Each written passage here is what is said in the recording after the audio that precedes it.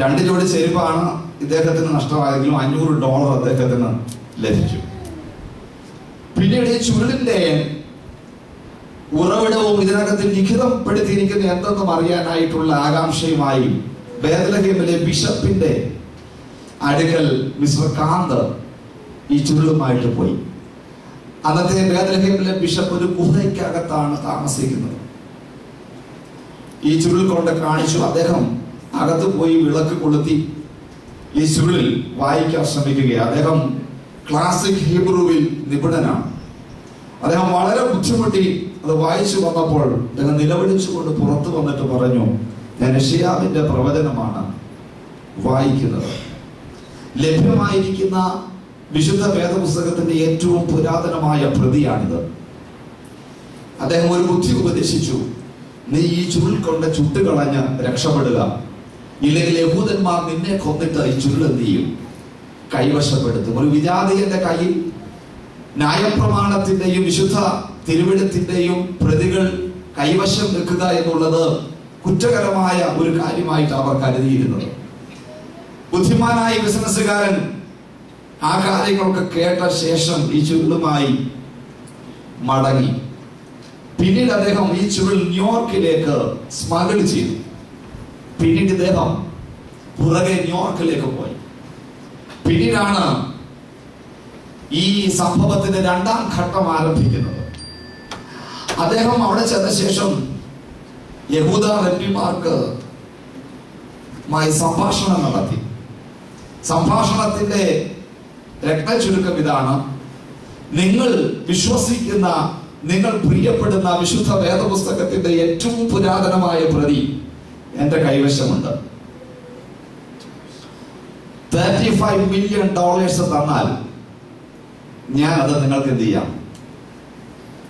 കൈമാറ്റം ചെയ്യാം. ഒരു ചുരുളിന്റെ വില $35 million. ഒരു യഹൂദ റബ്ബിയോട് പറയുന്ന ബിസിനസ്സുകാരൻ അറിയാം, ഒരു യഹൂദൻ ന്യായപ്രമാണത്തിന് ഇട്ടിരിക്കുന്ന വില അറിയാവുന്നത് കൊണ്ടാണ് അദ്ദേഹം $35 million പറഞ്ഞത്. നമ്മുടെ മലയാളികളോട് വല്ലതും ആയിരുന്നെങ്കിൽ പുള്ളിക്കാരന് $100 പറഞ്ഞു. കാരണം അതിന് നാം വില വേഷം. ഇപ്പം ബൈബിളിനൊക്കെ ഭയങ്കര വില കൂടിയല്ലോ. $100 $90. ടെക്സ്റ്റൈൽ ഷോപ്പിൽ പോയി ഇതൊന്നും നമ്മൾ എന്ത് ചെയ്തില്ല, പറയില്ല. ഇതിനേക്കാൾ കൂടിയതൊന്നും നെക്സ്റ്റ് റേഞ്ച് അവിടെ ഇരിക്കുന്ന നമ്മുടെ കാര്യമല്ല കേട്ടോ, നമ്മുടെ അപ്പുറത്ത് ഇപ്പുറത്തൊക്കെ ഉള്ളവരുടെ കാര്യമാണ്.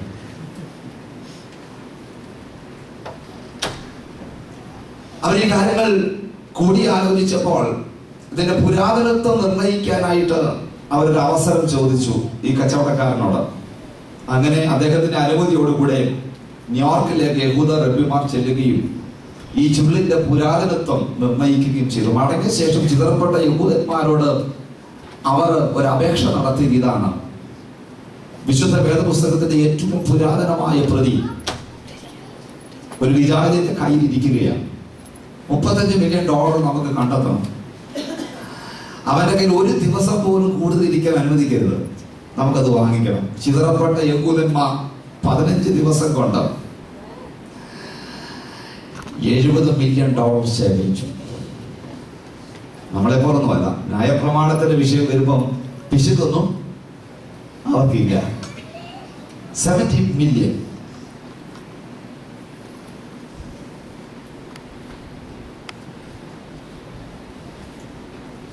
പ്രത്യേകം ചാർട്ടർ ചെയ്ത വിമാനത്തിൽ ടെൽ അവീവ് എയർപോർട്ടിൽ നിന്നും പ്രത്യേക പേടകം നിർമ്മിച്ച് 7 ലേവ്യ പുരോഹിത വർഗത്തിൽപ്പെട്ട റബ്ബിമാർ, യഹൂദന്മാരായിട്ടുള്ള പൈലറ്റ്സ് പുതിയ ചാർട്ടർ ചെയ്ത വിമാനത്തിൽ ഈ ചുരുൾ കൊണ്ടുപോകാനായിട്ട് പുറപ്പെട്ടു.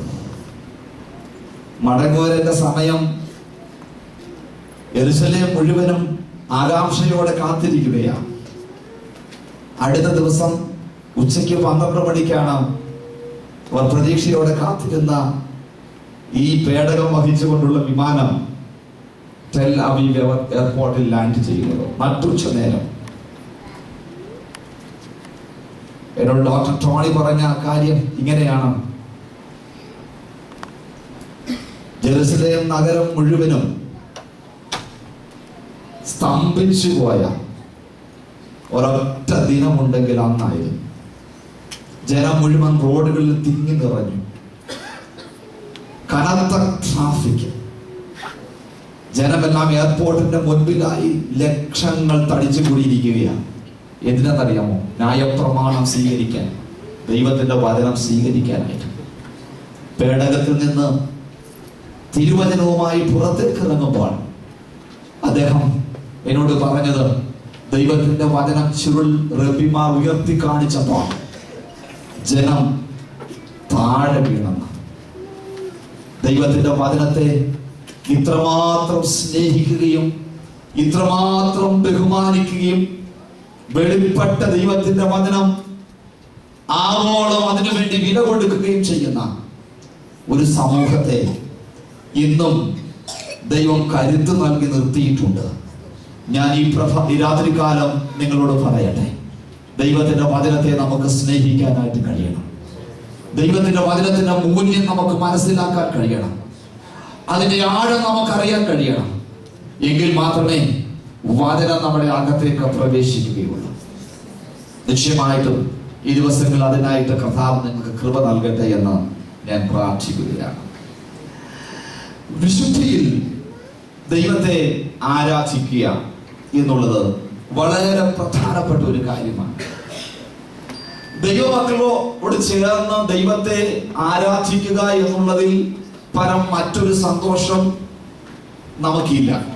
കൂട്ടായ്മ നൽകുന്ന സന്തോഷം വളരെ വലുതാണ്. ഒരുമിച്ചുള്ള കൂട്ടായ്മയും ഒരുമിച്ചുള്ള ആരാധനയും ദൈവത്തിന്റെ വചനത്തിന്റെ ഉപദേശമാണ്.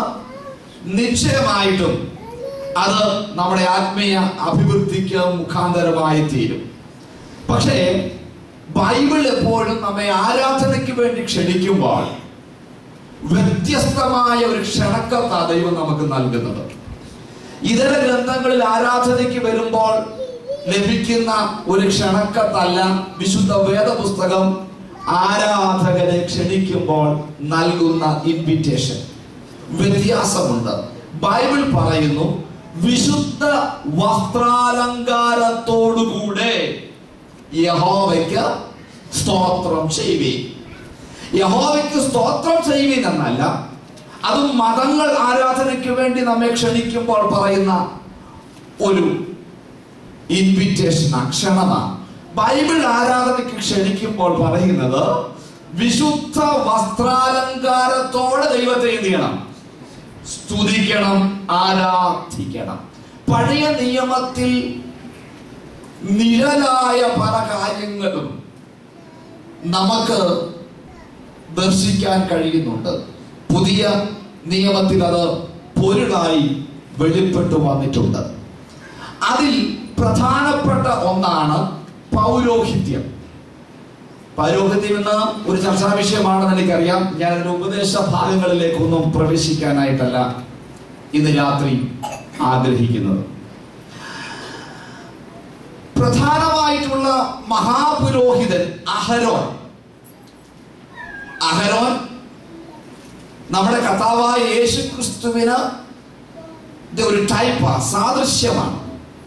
അത് പുതിയ നിയമത്തിൽ നമുക്ക് ദർശിക്കാനായിട്ട് കഴിയുന്നു.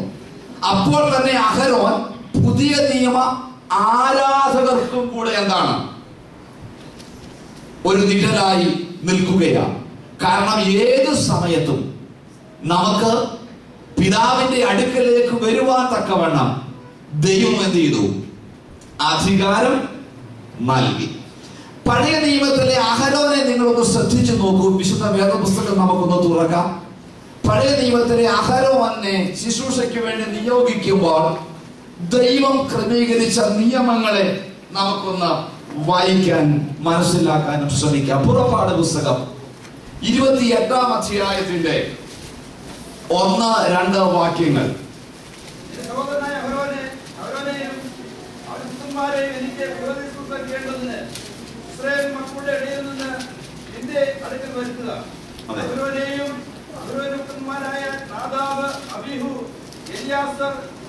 എന്നിവരെയും തന്നെ സഹോദരനായ അഹരോന് വേണ്ടി